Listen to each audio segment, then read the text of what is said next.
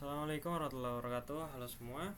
Pada kesempatan kali ini saya akan mempresentasikan lab 13 yaitu ICMP yang dimana ICMP ini sistem diagnostik jaringan ya.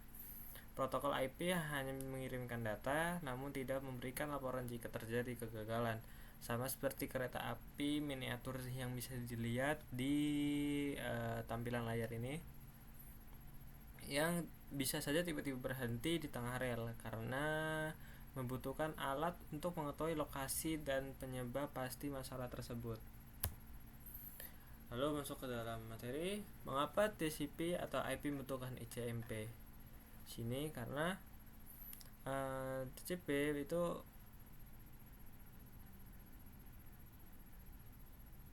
harus mendapatkan ICMP karena pesan ICMP memberi umpan balik tentang pemrosesan paket, bukan membuat IP menjadi dapat diandalkan. Lalu keamanannya itu bisa dibuat menjadi administrator jaringan seringkali memblokir pesan ICMP di jaringan korporat untuk alasan keamanan. Misalkan dilihat IP base default diam saat terjadi kegagalan. Lalu ICMP menyediakan pesan error dan operasional ke pengirim. Jadi kayak ada output balasan reply kayak data yang misalkan tertolak itu ada tulisannya, ada reply ke pengguna. Lalu 3 pilar pesan diagnostik ICMP: host reachable, destination unreachable, dan time exit. Yang dimana host reachable itu mengirim echo request. Jika tujuan tersedia, host membalas dengan echo reply. Ini adalah basis dari utilitas ping. Di dalam destination unreachable dikirim oleh host atau gateway saat paket tidak dapat dikirimkan. Pesan berisi kode spesifik penyebab kegagalan pengiriman. Lalu time exit dikirim oleh router saat paket dibuang karena failed batas waktu tempuh telah mencapai angka 0. Basis ini dari utilitas traceroute. Lalu matriks diagnostik kode kegagalan tujuan bisa dilihat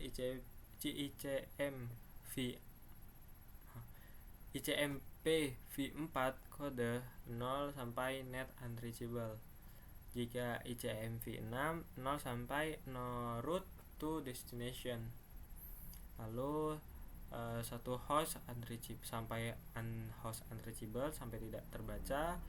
Dan kalau misalkan di versi 6 itu 1 sampai communication administratively prohibited. Lalu yang kedua di versi 4 2 sampai protokol unreachable. Lalu yang di versi 6 itu 2 sampai beyond scope of source address. Lalu di versi 4 itu 3 sampai port unreachable, dan di versi 6 3 sampai address unreachable. Oke, selanjutnya mekanisme keselamatan jaringan. Time exit date itu berfungsi untuk mencegah paket berputar tanpa akhir di jaringan, routing loops. Lalu IPv4 menggunakan field time to life TTL di header layer 3. Lalu di IPv6 menggunakan field hop limit. Lalu selanjutnya jika router menurunkan nilai ini menjadi 0, maka paket dibuang dan pengirim diinformasikan.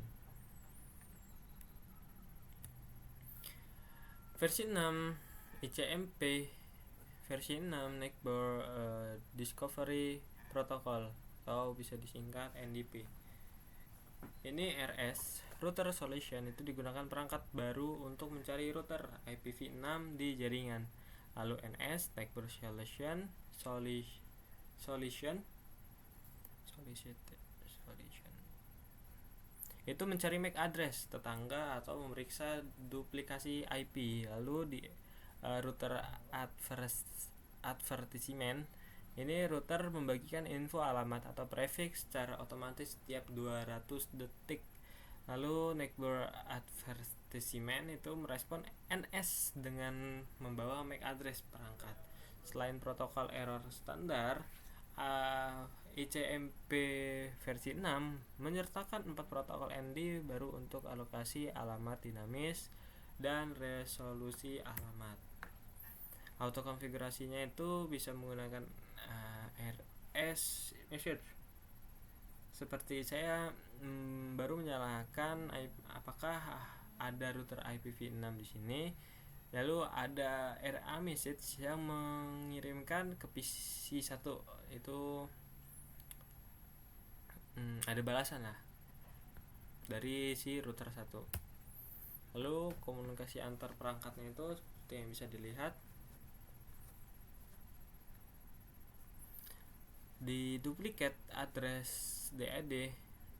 Itu perangkat memeriksa keunikan alamatnya sendiri. Jika tidak ada NE yang kembali dalam batas waktu, IP tersebut dikonfirmasi unik dan aman digunakan. Lalu pengujian konektivitas inti menggunakan ping. Jika bisa dilihat, ping menggunakan echo request dan echo replay untuk mengukur persentase keberhasilan dan rata-rata waktu tempuh bolak-balik. Lalu timeout indikator, jika waktu habis tanpa balasan, ping menampilkan indikator kegagalan. Ping pertama sering gagal timeout karena proses address resolution harus diselesaikan terlebih dahulu. Lalu pada metodologi isolasi jaringan seperti ini, ping loopback dengan validasi memastikan tumpukan stack protokol TCP atau IP internal terinstall dan berfungsi. Perangkat memping dirinya sendiri. Lalu ping default gateway itu berfungsi untuk validasi menguji komunikasi di jaringan lokal. Jika gagal, masalah ada pada kabel fisik, switch atau antarmuka gateway. Lalu yang ketiga, ping remote host, yang dimana validasi mengkonfirmasi kemampuan routing melintasi jaringan luas, keberhasilan memverifikasi seluruh jalur operasional. Lalu pada traceroute memetakan jalur lintasan. Bisa dilihat di sini di tracing itu ada 12345. Itu bisa dibaca dengan daftar hop, yang dimana menampilkan antarmuka setiap router yang dilewati di sepanjang jalur menuju tujuan. Lalu jika ada yang tidak terbaca dengan tanda asterisk, itu menandakan paket hilang atau router tidak berespon, sering kali karena pembatasan atau blokir keamanan ICMP.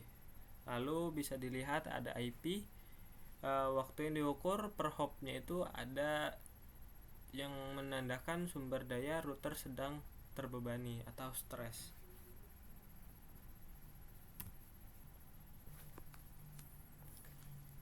Ini cara kerja traceroute-nya.